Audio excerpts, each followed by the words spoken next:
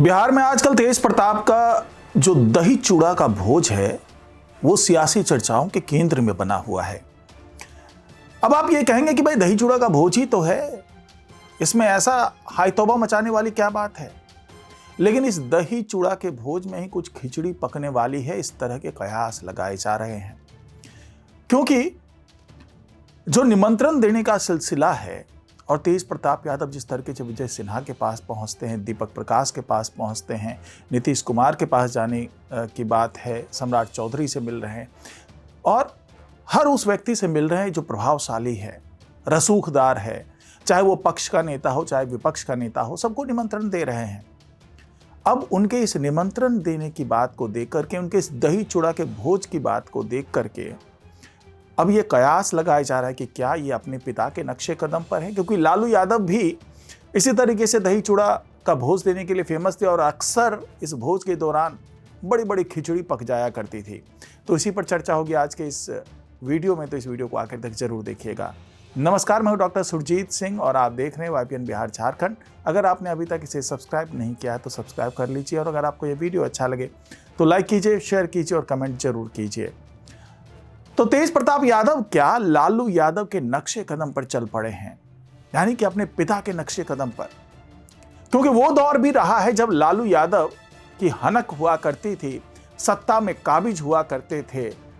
उन दिनों भी वो अपने दही चूड़ा के भोज के लिए काफी मशहूर हुआ करते थे, क्योंकि इसी भोज के दौरान वो अपने विरोधियों को भी साधते थे और अपने सत्ता पक्ष में भी कुछ अगर उठापटक होने की नौबत है तो इसी भोज के दौरान देखने को मिल जाता था और हाव भाव से पता चल जाता था कि आने वाले कुछ दिनों में क्या होने वाला है।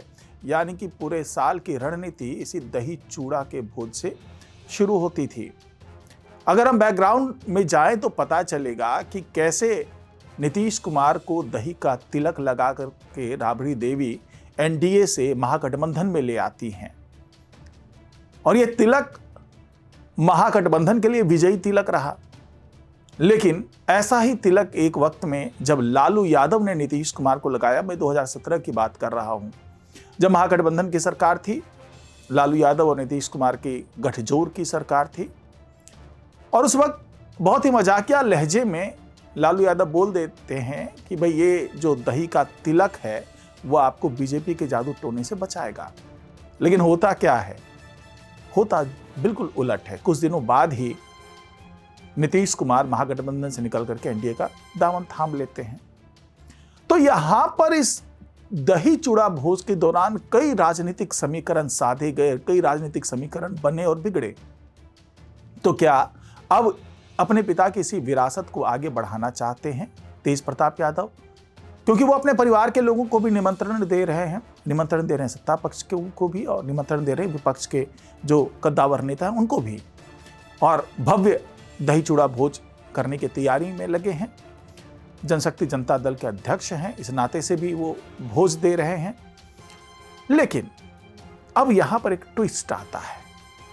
ट्विस्ट ये आता है कि क्या केवल यही मंशा है या फिर जिस तरीके से ये मुलाकात करने जाते हैं विजय सिन्हा से, तो ये भी दबी जुबान में बात कही जा रही है कि शायद ये एक मैसेंजर के तौर पर गए थे विजय सिन्हा से मिलने। क्योंकि विजय सिन्हा आजकल जो सख्त रवैया अपनाए हुए हैं, जो तल्ख मिजाज उनका है और जिस तरीके से भूमि सुधार पर बहुत जोर दे रहे हैं, तो उसमें अब ये समझ में आ रहा है कि कई ऐसे भूमि से जुड़े हुए मामले लालू यादव के हैं जो अब सरकार के निशाने पर है। पिछले दिनों इस पर काफ़ी चर्चा भी हुई थी कि JDU की तरफ से ही ये बात की गई थी। जो मुख्य प्रवक्ता है नीरज कुमार, उन्होंने भी कहा था कि भाई आप इनके ज़मीनों को देखिए, कई जगहों पर इन्होंने अवैध कब्जा किया हुआ है, कई जगहों पर अवैध कब्जा करके मकान बनाने के उसमें है। तो उस ओर भी विजय सिन्हा का रुख देखा गया था और उन्होंने साफ साफ जनसंवाद कार्यक्रम के दौरान ही कह दिया था कि अगर मेरे पास इससे जुड़े आवेदन आते हैं तो मैं इस पर भी कार्रवाई करूंगा। तो क्या तेज प्रताप यादव उनसे मिल करके कुछ राहत देने की मांग कर रहे हैं? क्या वो कह रहे हैं कि भैया थोड़ी सी दया दृष्टि दिखा दीजिए, क्योंकि मामले तो बहुत से हैं। जो लैंड फॉर जॉब वाला स्कैम है, उस मामले के तहत भी कई ज़मीन हो सकता है कि निशाने पर हो। इसके अलावा चारा घोटाले के नाम पर भी कई ज़मीन निशाने पर हो। इसके अलावा भी कुछ ऐसी ज़मीन है जिसके कागजात खंगाले जा रहे हैं। और जब सरकारी महकमे से ये खबर छन करके लालू यादव तक पहुंचती है, और लालू यादव की तो अदावत है, तो वो कैसे जाएंगे विजय सिन्हा के पास में? तो हो सकता है कि तेज प्रताप यादव मैसेंजर बन के गए हों। ऊपरी तौर पर तो मनमुटाव दिखता है, लेकिन तेज प्रताप यादव कभी भी अपने माता पिता को लेकर के कुछ भी गलत कहते हुए नहीं सुने गए, बल्कि वो तो उन्हें अपने भगवान का दर्जा देते हैं। तो ऐसे में क्या ये माना जाए कि तेज प्रताप यादव विजय सिन्हा को निमंत्रण देने जाते हैं और वहां पर गुहार भी लगाते हैं कि थोड़ी सी दया दृष्टि दिखाइए, और जो तल्ख तेवर है हमारे परिवार के प्रति भी उसमें थोड़ी सी नरमी लाइए।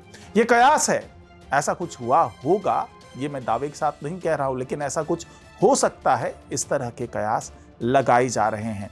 तो इसी बहाने क्या अब ये दही चूड़ा का जो भोज होगा, जो 14 जनवरी को होना है, उसमें कुछ और राजनीतिक समीकरण साधे जाएंगे, जिस तरीके से लालू यादव साधते रहे हैं? यहाँ पर क्या नीतीश कुमार भी पहुंचेंगे? क्या सम्राट चौधरी भी पहुंचेंगे? विजय सिन्हा भी पहुंचेंगे?